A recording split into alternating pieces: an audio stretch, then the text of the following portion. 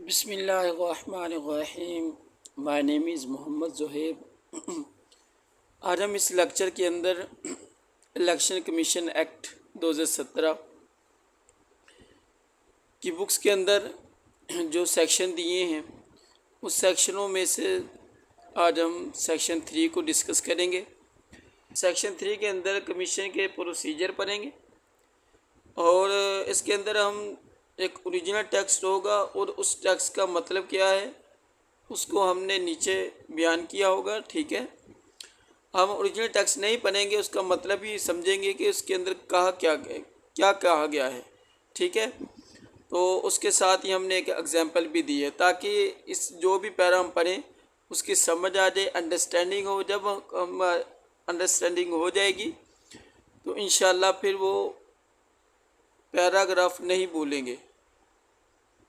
वैसे अगर आप रट्टा लगाएंगे तो कितने दिन याद रखेंगे? 2-4 दिन, 5 दिन, 6 दिन, आखिरकार वो भूल जाएंगे। जो कंसेप्ट के साथ आप पढ़ेंगे, इसका मतलब समझेंगे तो सारी ज़िंदगी आपके साथ रहेगा, वो कभी भूलेगा नहीं। तो इसका फ़ायदा ये होगा कि आपके ज़हन के ऊपर भी इतना बोझ नहीं आएगा। ठीक है, आपको पढ़ने के अंदर भी मज़ा आएगा। Let's start. सबसे पहले हम ये ओरिजिनल टेक्स्ट है, इसका हम मीनिंग, इसका मतलब क्या है, इस पूरे पैराग्राफ का मतलब क्या है। इसके अंदर बताया गया कि जो कमीशन है उसकी जो फ़राइज़ करने के साथ साथ, वो फ़राइज़ अपना पूरा करने के साथ साथ और ड्यूटीज़ यानी ज़िम्मेदारी को पूरा करने के साथ और अपनी इस्तेमाल करता है अपनी पावर को। तो फिर अपनी पावर और को इस्तेमाल करते हुए और ज़िम्मेदारियों और फ़राइज़ को पूरा करते हुए कमीशन फ़ैसला कर सकता है क्या? अपने ख़ुद के तरीक़ाकार को भी। ठीक है, यानी इसका मतलब ये है कि जो कमीशन के फ़राइज़ होंगे, जो उसकी ज़िम्मेदारियां होंगी, लेकिन उसके साथ साथ वो अपने ख़ुद के तरीक़ाकार जो उसको अच्छा लगे वो भी अपनी पावर के हिसाब से अपना लागू कर सकता है। अब हम इसके एग्जांपल को देखते हैं। एग्जांपल इसमें क्या कहा गया है? द कमीशन कैन चूज़, इंतखाब कर सकता है कैसे इसको यानी मीटिंग को मुनक़द करना है। ठीक है, कैसे इसको मीटिंग को होल्ड करना है, ये इसके एग्जांपल है। नेक्स्ट जो हमारा आर्टिकल सेक्शन 3 है, उसका जो सब आर्टिकल सेक्शन है 2 है, ये उसका ओरिजिनल टेक्स्ट है। हम इसको नहीं पढ़ेंगे, हम इसका मतलब समझेंगे इसके अंदर क्या मेंशन किया गया है। इसके महीने के अंदर उनके कमीशन कैन स्टिल काम भी करेगा, इवन हत्ता के एक मेंबर सीट अगर खाली है या मेंबर काबिल नहीं है क्या करने के लिए, यानी शिकत करने की ये प्रोसीडिंग, यानी जो अपना कमिश्नर ने कोई कार्रवाई की है तो उसके अंदर शिरकत करने के लिए वो काबिल नहीं है कि वो शिरकत कर सके। तो कमीशन की ये भी जिम्मेदारी कि उस खाली सीट के ऊपर जो उस शख्स को काम दिया है उसको भी पूरा करे। और इसके अलावा उसने कहा कि जो डिसीजन ऑफ मेजोरिटी की जो फैसला होगा वो समझा जाएगा फाइनल डिसीजन में। ठीक है,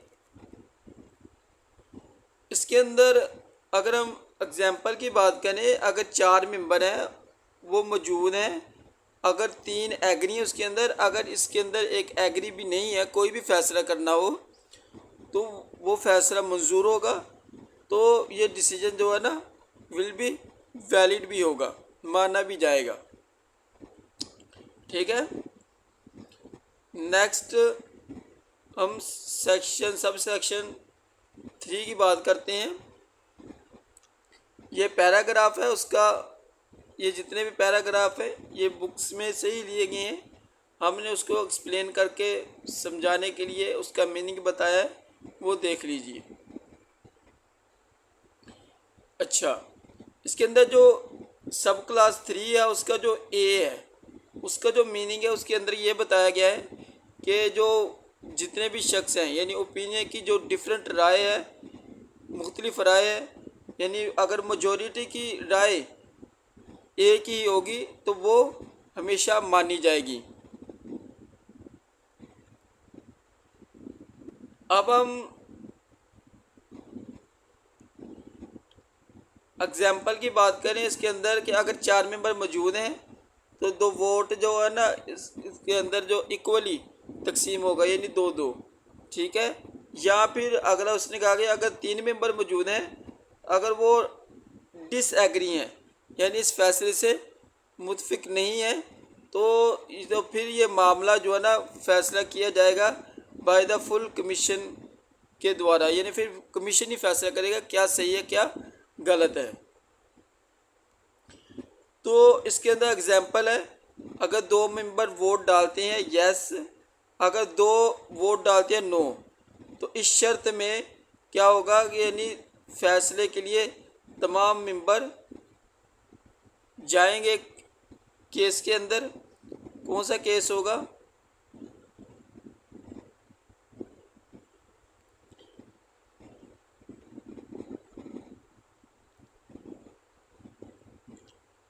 अब हम original text section sub section 4 की बात करेंगे। इस सेक्शन के अंदर हम बात करेंगे सेक्शन 6 है, the term member of the commission को शामिल करता है increasing A the member of the commission also means the commissioner.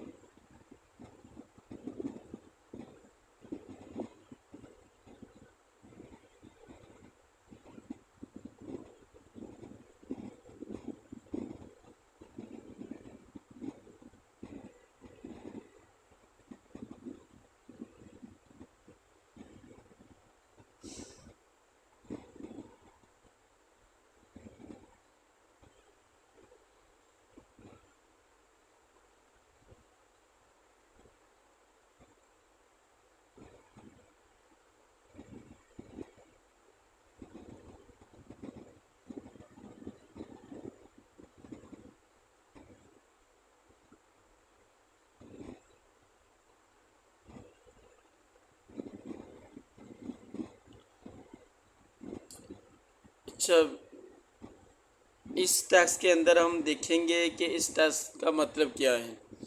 अगर उसने क्या है, कमीशन ने अगर कोई भी मामला है यानी उसको सुलझाना है, उसने फ़ैसला लेना है लेकिन ख़ुद फ़ैसला नहीं ले सकता, लेकिन वो डिफरेंट ऑफ ओपिनियन यानी मुख्तलिफ ओपिनियन लेगा किन के दरमियान, जो उसके साथ मेंबर हैं, ठीक है। अगर वो मेंबर मेजॉरिटी के अंदर होंगे तो उनका फ़ैसला कबूल किया जाएगा, ठीक है। फिर कमीशन का भी वही फ़ैसला होगा, फिर वो कमीशन को भी वही फ़ैसला करना पड़ेगा।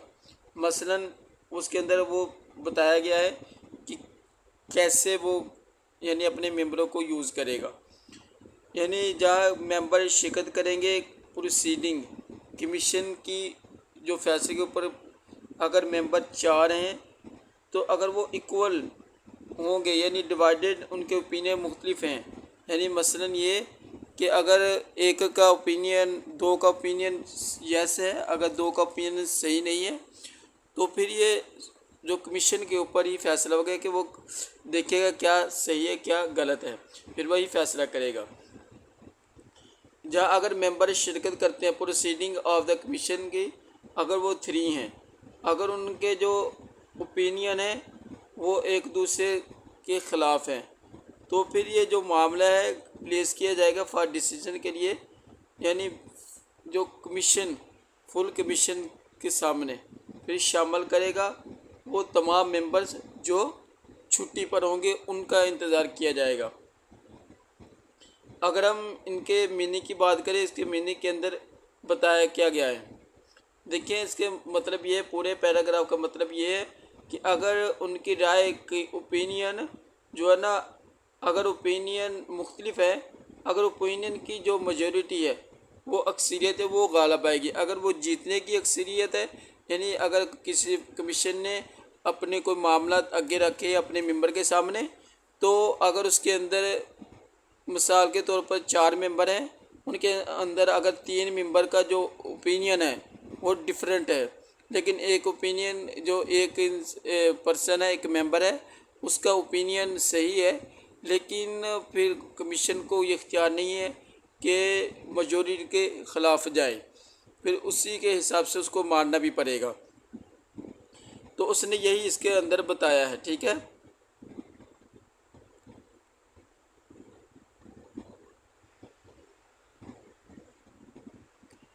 और इसके अलावा देखिएगा, यही उसने इसके अंदर सब कुछ बताया है जो मैंने पहले बता दिया है।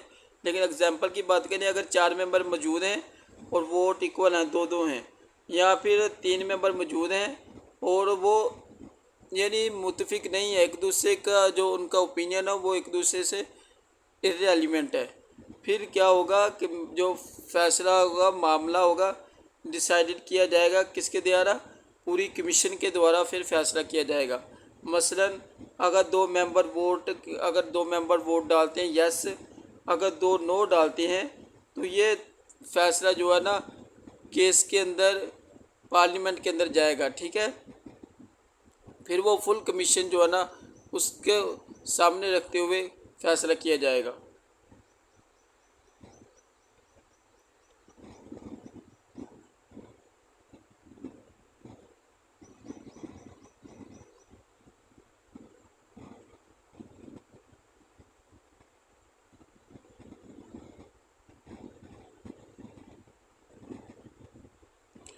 अब हम 4 की बात करें, सब सेक्शन के, इस सेक्शन में और section 6 the term member of the commission include शामिल करते हैं कमिश्नर को।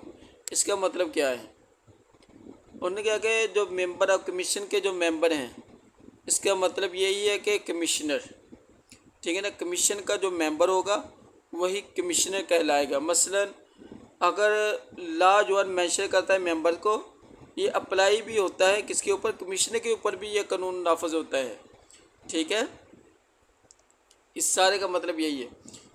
नेक्स्ट स्लाइडिंग अगर हम बात करें,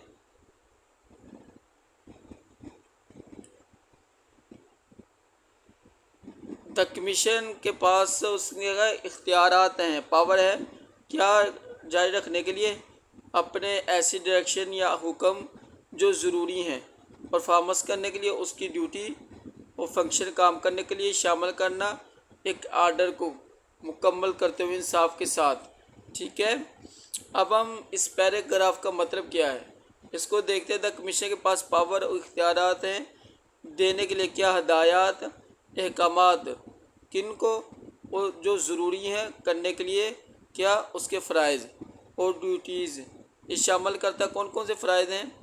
मसलन के करना मुकम्मल इंसाफ करना किसी भी मामले में जो बिला तख़ीर हो गया हो, यानी जो पेंडिंग में हो, और इसके अलावा शिरकत करना ऐसे मामलात के अंदर एक पर्सन की अटेंडिंग को यकीन दिलाना, यानी किसी पर्सन को आया है उसकी हाज़िरी को भी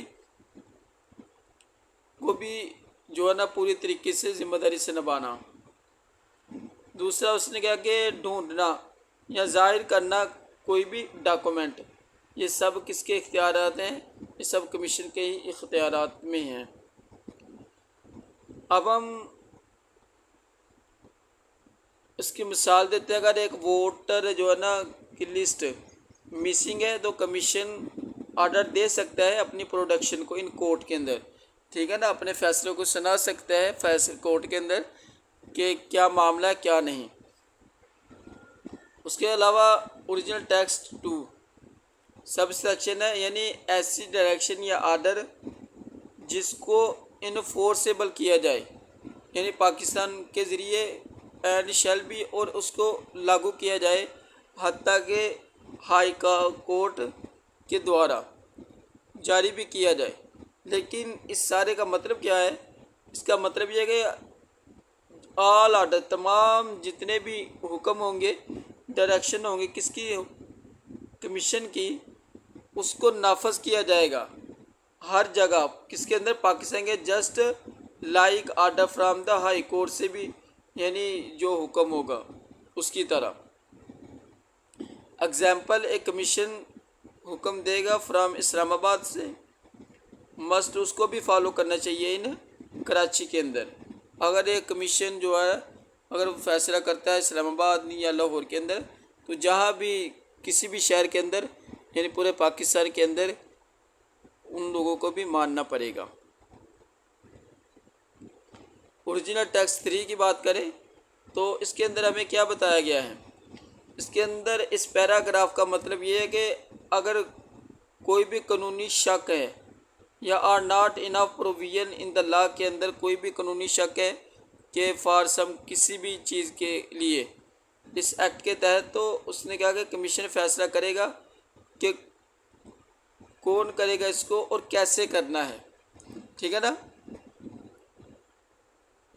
यही कमीशन का भी इख्तियार है। अगर हम इसके एग्जांपल की बात करें, अगर कोई कानून खामोश है यानी लागू नहीं हुआ अबाउट किसी न्यू इलेक्शन टेक्नोलॉजी के अंदर, तो द कमीशन कैन सेट कर सकता है द रूल को। अगर कोई कानून किसी भी न्यू इलेक्शन कोई भी टेक्नोलॉजी है इलेक्शन के मतलब कोई कानून उसके ऊपर नाफज नहीं है, लेकिन कमीशन को ये भी इख्तियार है कि वो उसको भी अपना कारआमद कर सकता है, उसके ऊपर भी रूल लगा सकता है। अब हम सेक्शन 5 की बात करें, वो सेक्शन 4 था, अब हम सेक्शन 5 की बात करें। इसके अंदर क्या कहा गया है, ये असिस्टेंट टू द कमीशन यानी कमीशन का जो असिस्टेंट है वो कौन सा है, अब हम इसके बारे में बात करते हैं। अच्छा, इसके अंदर ये बताया गया कि इसका जो मतलब क्या है कि द कमीशन कैन पूछ सकता है किसी भी शख्स को या अदारे को करने के लिए मखसूस काम जो दिए हैं किसको, असिस्टेंट को, असिस्टेंस फॉर दिस यानी मदद के लिए, मदद को यानी फॉर दिस इस एक्ट के लिए। ठीक है ना, यानी कमीशन को ये भी इख्तियार है कि जो उसने किसी शख्स को इख्तियार दिए हैं मदद करने के लिए या देने के लिए, तो इस एक्ट के तहत तो वो उसका पर्सन ज़िम्मेदार है जवाब देने का। एग्जाम्पल अगर हम बात करें, कमीशन कैन पूछ सकता है नादरा को टू वेरीफाई करने के लिए वोटर के CNIC। ठीक है, अब हम सेक्शन 5 है उसका जो सब सेक्शन है 2 है, उसके अंदर क्या बताया गया, ये ओरिजिनल टेक्स्ट है, उसका जो मीनिंग है वो हम डिस्कस करेंगे। इसके अंदर बताया क्या गया है, उसने कहा कि तमाम जितनी भी एग्जीक्यूटिव अथॉरिटीज़ हैं, ठीक है ना, अदारे हैं, इन द किसके अंदर, फेडरेशन के अंदर या प्रोविशन के अंदर, उनको मदद करनी चाहिए किसकी, कमिश्नर की, जब कमीशन उससे मांगे क्या, मदद मांगे, तो ये उनका हक है कि वो मदद करे कमीशन की। एग्जाम्पल की बात करें, यानी पुलिस को मदद करनी चाहिए बरकरार रखने के लिए क्या, आर्डर ड्यूरिंग इलेक्शन के दौरान जो उनको हुक्म दिया गया है उसको पूरा अपना उसके ऊपर अमल करे। अगर कमीशन दरख्वास्त करता है तो ठीक है। अब हम सब सेक्शन 3 की बात करते हैं। ओरिजिनल टेक्स्ट ये है, लेकिन इसका अब हम मीनिंग देखेंगे।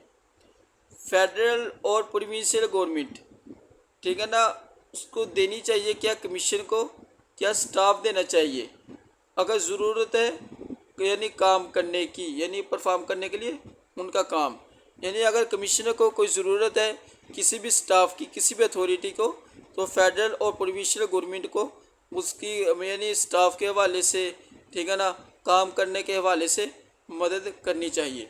ये इसके अंदर बताया गया। एग्जाम्पल इसके अंदर क्या है कि जो टेम्परेरी क्लर्क है, यानी आम जो आर्जी क्लर्क होता है, उसको भी मुहैया किया जा सकता है कमीशन के अंदर ड्यूरिंग इलेक्शन पीरियड, यानी इलेक्शन के दौरान उसको भी अपना ड्यूटी दी जा सकती है कि वो भी अपनी ड्यूटी को सर अंजाम देगा अगर वो कमिश्नर को ज़रूरत पड़ी तो।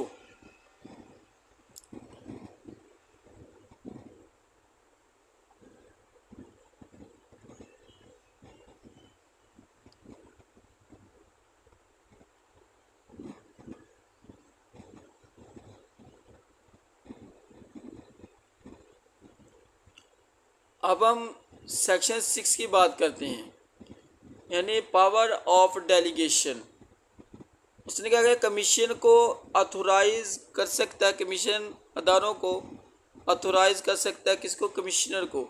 यानी कमीशन जो है वो ऑथोराइज कर सकता है किसको, कमिश्नर को, और या किसी भी मेंबर को, और या किसी भी ऑफिसर को, कमीशन को क्या करने के लिए, टू एक्सरसाइज करने के लिए और परफॉर्म करने के लिए किसी भी पावर को, एंड फंक्शंस और काम को किसके तहत, अंडर दिस एक्ट।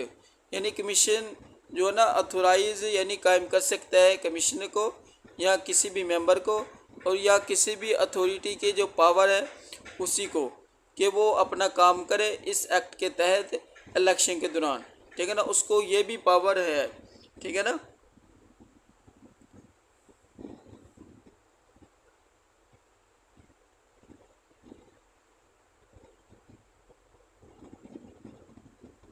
ये कमिश्नर की बात करें यानी कमीशन को दे सकते हैं।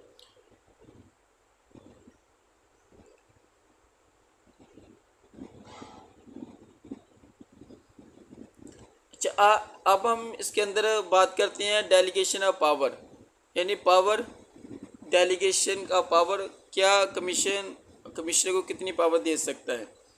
अब उसके आगे हम बात करते हैं कि यानी कमीशन जो है ना दे सकता है क्या, अथॉरिटी किसको, कमिश्नर को भी दे सकता है और किसी मेंबर को भी दे सकता है, यानी officer of the commission, commissioner के किसी भी ऑफिसर को दे सकता है एक्सरसाइज करने के लिए, यानी प्रैक्टिस करने के लिए, परफॉर्म करने के लिए उसकी पावर को और फंक्शन काम को किसके तहत, इस एक्ट के तहत इलेक्शन के दौरान। ठीक है ना। अब हम इसके एग्जाम्पल की बात करें। एग्जाम्पल में क्या बताया गया है, कमीशन इजाज़त दे सकता है एक सीनियर ऑफिसर को फैसला करने के लिए, क्या, वोट लिस्ट पर डिस्प्यूट, यानी वो उस लिस्ट को देखे और उसके मुताबिक मुझे इन्फॉर्म करे क्या इसमें कोई गड़बड़ तो नहीं है। तो ये भी जो है ना कमीशन दे सकता है, किसी को भी पावर दे सकता है इलेक्शन के दौरान। अब हम ओरिजिनल टैक्स की बात करते हैं कि इस सेक्शन 6 है लेकिन उसका सब सेक्शन 2 है।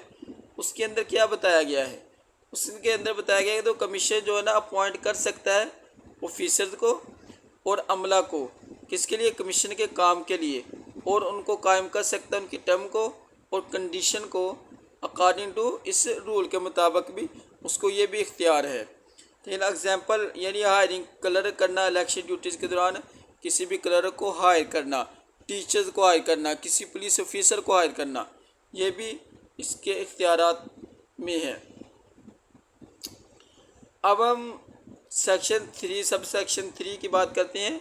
इसके अंदर क्या बताया गया है, इसके अंदर हमें यह बताया गया है कि दो कमीशन जो है ना विल फॉर्म यानी शक्ल बनाएगा किसकी, बेंचेस की, यानी पैनल की, कितने, 2 या 2 से ज़्यादा मेंबर को बिठाएगा बेंच के ऊपर, क्या करने के लिए, सुनने के लिए और फैसला करने के लिए जो भी केसेस आएंगे शिकायत के या एप्लीकेशन के, पिटीशन या अपील के। ठीक है ना, जो भी यानी वोटर की तरफ से शिकायतें वगैरह आएंगी, एप्लीकेशनें वगैरह आएंगी, उसको सुनने के लिए कमीशन एक बेंच बनाएगा, बेंच की शक्ल देगा, पैनल बनाएगा। उसके अंदर कितने मेंबर हो सकते हैं, 2 भी हो सकते हैं, 2 से ज़्यादा भी हो सकती हैं।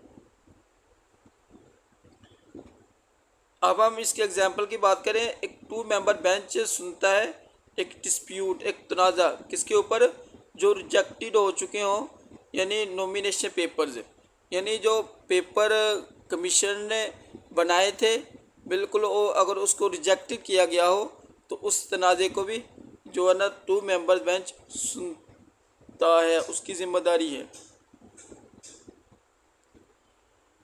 अब हम सब सेक्शन 4 की बात करें।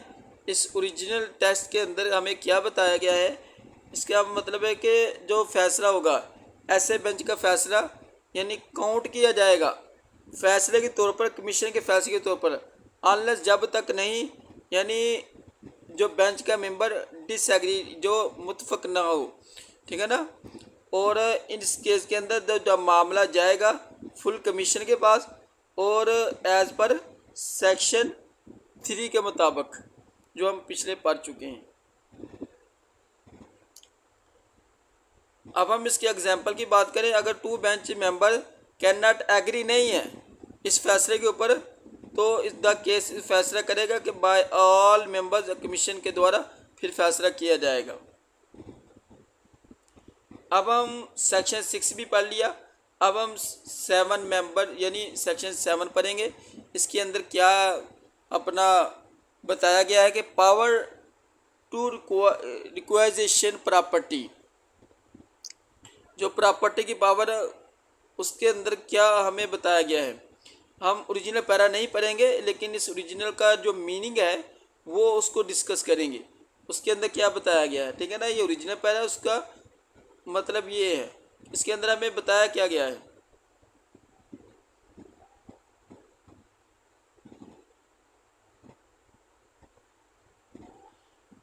उसने इसके अंदर ये बताया गया कि अगर कमीशन दरख्वास्त करता है किसी प्रोविशनल गवर्नमेंट को, डिस्ट्रिक्ट को, अथॉरिटीज़ को, यानी रिक्वाइजेशन आर्जी तौर पर उसको, यानी आर्जी तौर पर, यानी एक व्हीकल की, शिप की, यानी किसी भी ट्रांसपोर्ट की ज़रूरत है, किसकी, टू मूव करने के लिए बैलेट बॉक्स को, यानी अगर मिसाल के तौर पर बैलेट बॉक्स को एक जगह से दूसरी जगह पहुंचाने के लिए अगर कमीशन दरख्वास्त करता है किसकी, गवर्नमेंट की, डिस्ट्रिक्ट की, उनको अपना गाड़ी लेने के लिए, तो वो भी जो है ना गवर्नमेंट को चाहिए, वो तमाम मटेरियल उसको फराहम गवर्नमेंट को, प्रोविंशियल गवर्नमेंट को फराहम करना पड़ेंगे।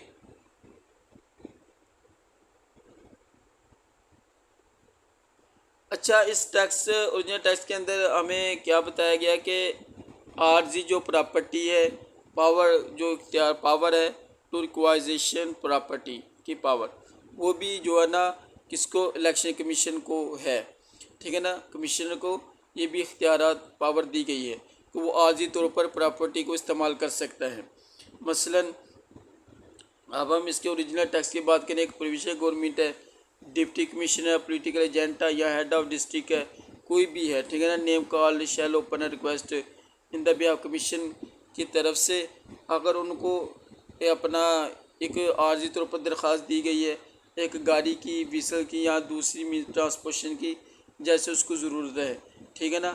यानी किस मकसद के लिए, यानी टू एंड फ्राम, यानी किसी भी पोलिंग स्टेशन में जाने के लिए, यानी बैलेट बॉक्स पहुंचाने के लिए, या अदर दूसरे इलेक्शन मटीरियल, या किसी भी ऑफिसर या दूसरे शख्स को इंगेज करने के लिए, परफॉर्मेंस के लिए, यानी किसी भी ड्यूटी के परफॉर्मेंस के लिए उसको शख्स को इंगेज करने के लिए, तो इस किसके अंदर, इलेक्शन के अंदर, तो उसका ये सब गवर्नमेंट और फेडरल गवर्नमेंट का ये हक़ है कि इलेक्शन कमीशन को ये सब चीज़ें फराहम करे।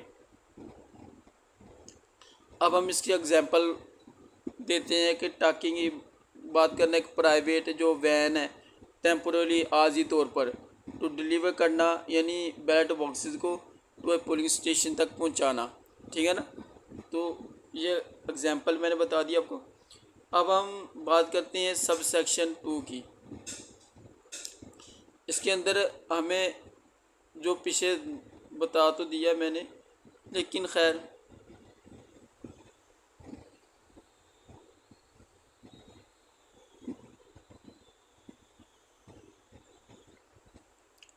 अच्छा, इस ओरिजिनल टैक्स के अंदर इसका मतलब ये है कि अगर मिसाल के तौर पर अथॉरिटी है कैन नॉट नहीं ले सकते कि गाड़ी या ट्रांसपोर्ट बीइंग इस्तेमाल की जाने वाली किसके द्वारा, कैंडिडेट वो होगा जो इलेक्शन में खड़ा होगा, उसकी ना गाड़ी को इस्तेमाल कर सकते हैं, ठीक है ना। कमिश्नर को ये इख्तियारात नहीं दिए गए कि उसकी गाड़ी को इस्तेमाल किया जाए, और ना ही उस इलेक्शन एजेंट कौन सा है कि जो कैंडिडेट अपना सियासत के अंदर खड़ा है, ठीक है ना, तो उसका जो नुमाइंदा होगा, ठीक है ना, उसकी गाड़ी को भी इस्तेमाल नहीं कर सकेगा फॉर इलेक्शन मकसद के लिए, ठीक है ना।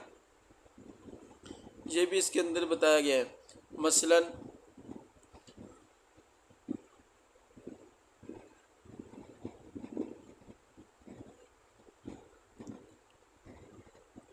मसलन इसके अंदर एक जीप है, अगर वो इस्तेमाल कर रहा है कैंडिडेट की है, लेकिन कमीशन को ये इख्तियार नहीं है कि उसकी जीप को इस्तेमाल करे किसके लिए, इलेक्शन के लिए।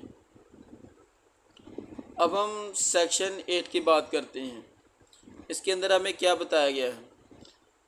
अच्छा, इसके अंदर अगर हम इसके मतलब ये कि मीनिंग की बात करें, इसके अंदर हमें मीनिंग का मतलब समझ आएगा, क्योंकि पैराग्राफ पढ़ेंगे तो ज़्यादा हमें कन्फ्यूज़न होगी।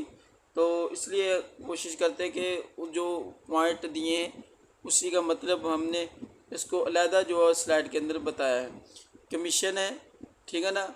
ये कमीशन होता कौन सा है, एक ग्रुप ऑफिशियली जो चार्ज होता है किसी भी चीज़ का, ठीक है ना, उसको कमीशन कहते हैं।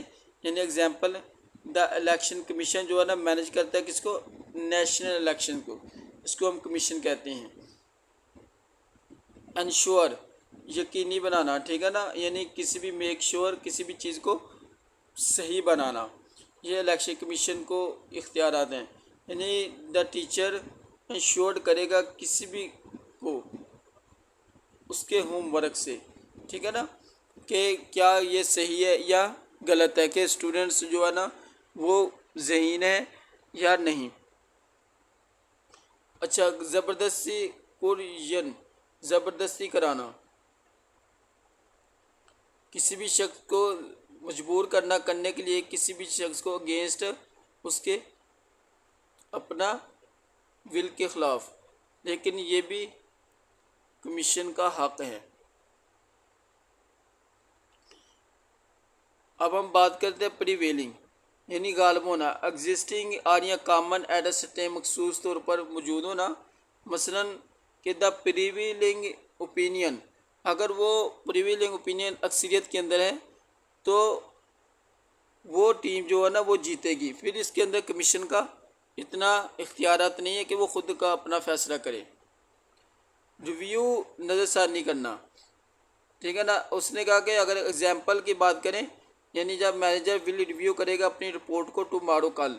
अच्छा, बात यह कि इसके मतलब ये है कि कमीशन जो है ना अगर इलेक्शन ख़त्म हो गए हों, फिर जब गिनती मुकम्मल हो चुकी हो, फिर जो बैलेट पेपर होंगे, वोटर लिस्ट होगी, फिर उसके अंदर जो रिव्यू करेगा कमीशन, ठीक है ना, क्या उसके अंदर कौन से जो वोट हैं सही हैं, कौन से वोट फेक हैं, ठीक है ना, उनको रिव्यू करके फिर फैसला सुनाएगा कौन जीता है कौन हारा है, उसको हम रिव्यू कहते हैं।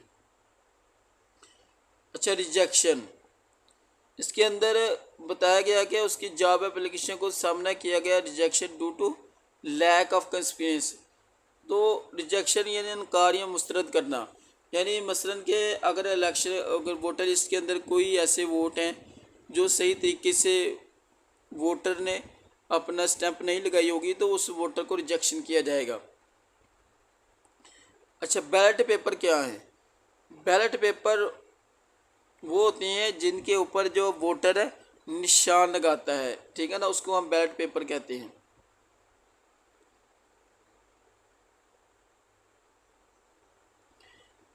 कंसीक्वेंशनल यानी नतीजा खेज, इसके अंदर मतलब ये है कि जब इलेक्शन कमीशन तमाम इसको रिव्यू करेगा, फिर उसके बाद जो फैसला सुनाएगा उसको हम नतीजा खेज कहते हैं। प्रोविजन अहकामात, ठीक है, तो इसके अंदर ये है कि जो भी इसके अंदर मिसाल इलेक्शन कमीशन के अंदर कोई भी ऑफिसर होगा, यानी इलेक्शन जो कमीशन ने उसको ड्यूटी दी होगी, उसकी जो ड्यूटी के ऊपर अगर वो खिलाफ वर्जी करेगा तो उसके ऊपर दफ़ा भी लग सकती हैं, उसको सज़ा भी दे सकता है, ये भी उसके इख्तियारात हैं।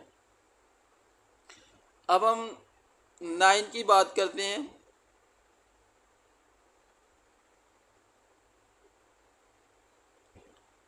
इसके अंदर क्या बताया गया है, इसके अंदर उसने कहा कि power of commission to declare करना ए पोल वाइड को, ए पोल वाइड को, यानी कमीशन को ये भी इख्तियारात दिया गया है कि वो या अगर पोल के अंदर यानी पोल स्टेशन के अंदर पोलिंग के अंदर अगर कोई ऐसी कोई इमरजेंसी सूरत पैदा हो गई है कि अगर वो उसको रोकना चाहे तो वो भी रोक सकता है। मसलन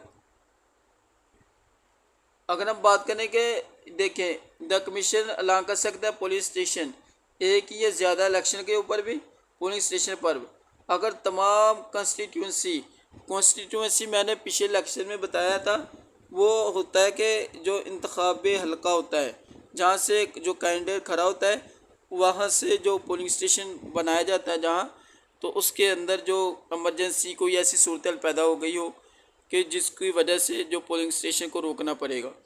वॉइड एंड आर्डर वोटर, यानी जो हुक्म देता है वोटर को रिकास्ट करने के लिए, दोबारा रिकास्ट करने के लिए उनकी वोट्स को इन द मैनर, इस तरीके के अंदर जो मुहैया किए गए हैं बाय इलेक्शन के लिए। अगर हम इसके एक्सप्लेनेशन की बात करें, मसलन अगर वोमेन का turn out voter is less है, कम है किसके अंदर 10% से, यानी टोटल वोट के 10% से कम है, तो एक कॉन्स्टिट्यूशन के अंदर द कमीशन जो है ना मे प्रीज्यूम करेगा, दोबारा फिर उस इलेक्शन को अपना पोलिंग स्टेशन को शुरू करेगा कि वो मैन को स्टॉप्ड किया जाए, कि रोका जाएगा, फिर वो मैन को रोका जाएगा थ्रू एन एग्रीमेंट के ज़रिए फ्रॉम वोटिंग से, एंड में और ऐलान कर सकता है, और वो फिर ये ऐलान करेगा कि दोबारा पोलिंग को रोका जाए। तो ये थी आज हमारी वीडियो। तो अगर आपको ये वीडियो पसंद होगी तो इस वीडियो को लाइक शेयर लाजमी कीजिए। Thank you. अल्लाह हाफिज़।